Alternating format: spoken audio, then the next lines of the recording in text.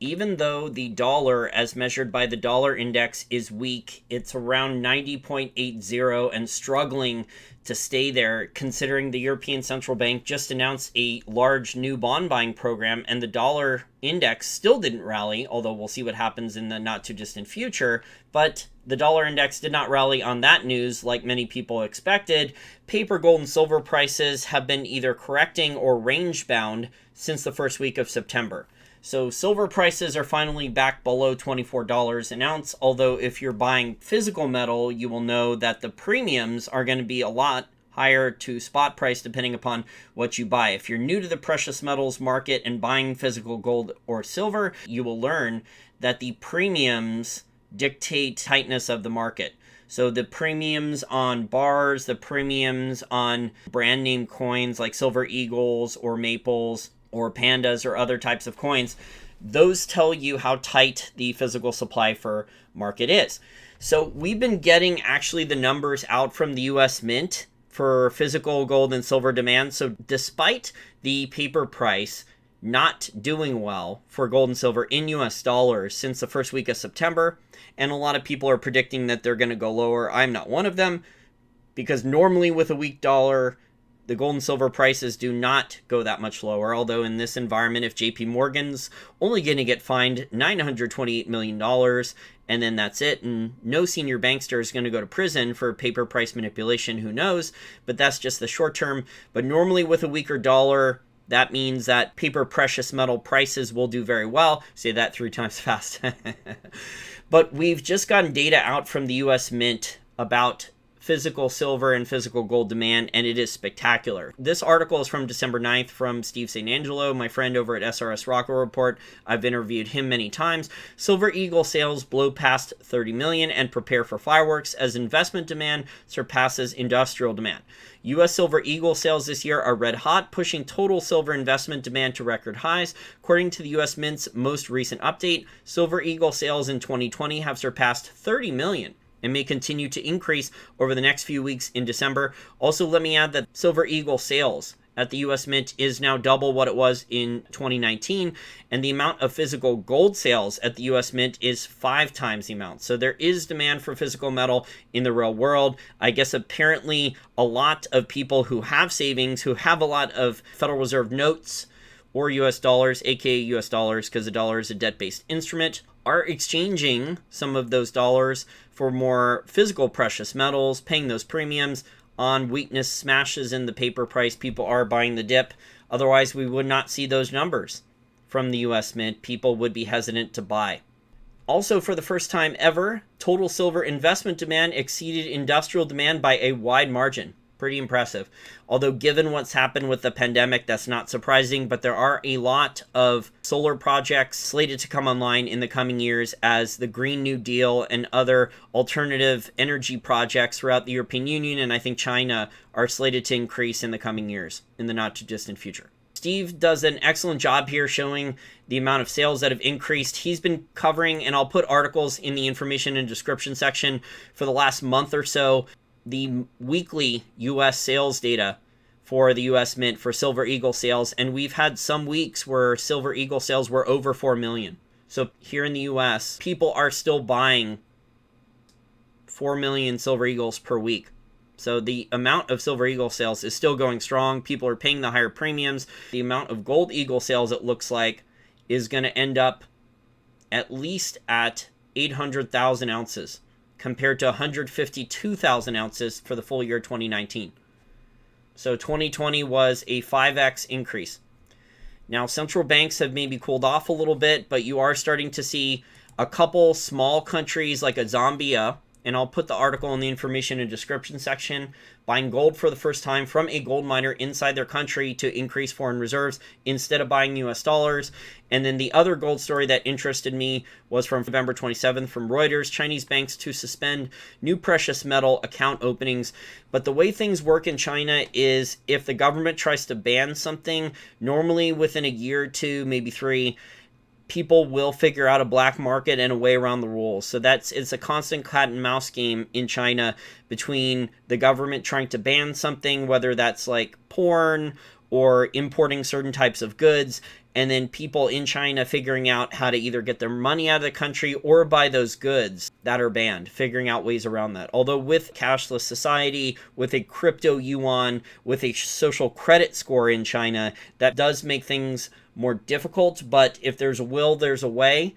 And in China, there's always ways around things. I mean, there's tons of craziness in China, but a black market will emerge if there's enough demand for something. So I suspect that a lot of Chinese government officials and a lot of business people in China that are more affluent are still buying physical gold and silver, even if Chinese banks, including major state-owned players, announced on November 27th that they will suspend the opening of new accounts for their precious metal investment products. And the excuse, which is probably bullshit, is increased volatility in global and domestic precious metal prices.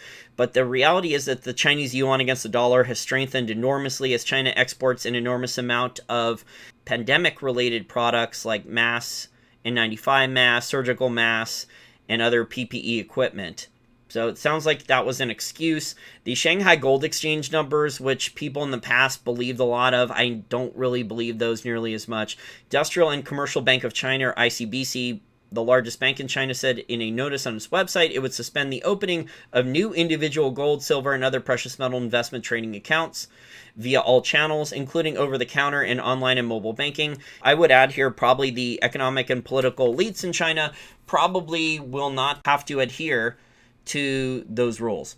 But China is dealing with a lot of stagflation and shrinkflation in their real economy, especially with food prices, and there's been a lot of rent scandals. There were people pay their rents online to some of these online rental services, and the rental service company, these online apps, and the rental service company was just supposed to be the middleman and take a fee where people paid their rent. They took the money that was supposed to go towards rent, and there's been a number of these scandals in the last 6 or 7 months where these rental service companies have taken the money, all the money, and left, and people didn't get their rents paid. So it's just really sad. But the Chinese economy is exporting a lot of pandemic-related equipment, and they're importing an enormous amount of commodities, food, energy, but they do take breaks from buying the different ones. Looks like they've taken a break from buying gold for the time being, although historically, the Chinese government normally does not like, and Chinese in private sector Chinese buyers normally do not like buying a lot of physical gold and silver after the price is already up. Historically, they normally like buying physical precious metal when the price is low, although if there's going to be these new rules, it's going to be more difficult, obviously, for retail buyers to buy physical gold and silver. But right now, the real Chinese economy, a lot of people are dealing with higher food prices, shrinkflation, and stagflation, and a lot of small businesses in China are struggling to survive. Not as many retail and middle-class people in China are buying precious metals as in the past, but that doesn't mean that there's not demand at the high end. So overall, if I could wrap up this short little video, what I would say is that the paper prices for gold and silver are not really acting rationally, considering the dollar weakness and also what we're seeing in the physical markets with physical demand in the US. Now, we'll have to see what happens with Chinese demand and other foreign demand and what happens with the global economy. But if people have savings and currencies all over the world are going to be devalued, a currency war and race to debase, people are going to want to put their savings into physical precious metals. And a lot of the people who buy physical precious metals buy the metal, not buy gold mining stocks, not buy GLD, not buy SLV. They don't care as much about the paper prices going up, down, sideways for a while. They care more about that they have something protecting themselves that's outside the system, the current financial system, because who knows what's going to happen with cashless society and all the craziness that governments are going to do. And that they have something protecting themselves with physical gold and silver that protects their purchasing power of their savings and is insurance and wealth preservation for the rest of their portfolio. Now, gold stocks are different than owning physical metal. So we'll see what happens in the coming months, but very, very rarely does a weak dollar normally mean that gold and silver prices are going to go down for a while. And the dollar index is not acting like it's gaining a lot of strength because a lot of people, a lot of experts predicted that the dollar index was going to rally on the European Central Bank announcement of a new bond buying program, and that is not what has happened so far. Now, that was only a few days ago, so maybe things change, but as of now, that's not the case. So we'll see what happens, but the demand for physical metal here in the United States, for people who are still doing pretty well financially, who have their small business or corporate jobs, are still buying physical gold and silver. We see that in the numbers, and people are buying the dips. They are buying those smashes in the paper price. They're taking advantage. They're looking around for discounted premiums, and we'll see how tight the market gets. The premiums will tell how tight the supply is for each precious metal product for physical gold and silver, whether that's coins, bars, or rounds. Please consider becoming a patron over on my Patreon and chipping in $5 or more per month, so that way I can continue to do my research and make unique content and be able to make a living. Because with my YouTube channel, my Google AdWords revenues have collapsed almost to zero. My YouTube channel subscribers have stopped growing in the last 9 months. There's no growth there. And my live stream shows have been shut down, and YouTube tech support is giving me all types of excuses, claiming that they did not put a strike on my account, even though I can't edit the title for a live stream show. I cannot turn monetization back on. I cannot even turn live chat back on. That's how bad things are with the live stream show. I have almost 150, and hopefully soon it will be over 150 unique pieces of content behind the paywall on Patreon in terms of well-researched articles. Some of the articles have taken me many, many hours to produce for lots of different topics about gold miners, silver miners, precious metal royalty and streaming companies, a lot of articles about the oil industry and other commodity industries, also global macro related articles. There's also audio podcasts on a lot of stock charts and technical analysis there too. And while you are getting unique content, if I go over 1,200 patrons and I stay there, I will sign up for another live streaming service just for patrons. So I will make this pledge, I will make this promise. If I go over 1,200 patrons and I stay there, so if I drop below 1,200 patrons, the promise is not going to stay. I have to stay at 1,200 patrons and stay there. I will start to do live stream shows just for patrons behind the paywall there.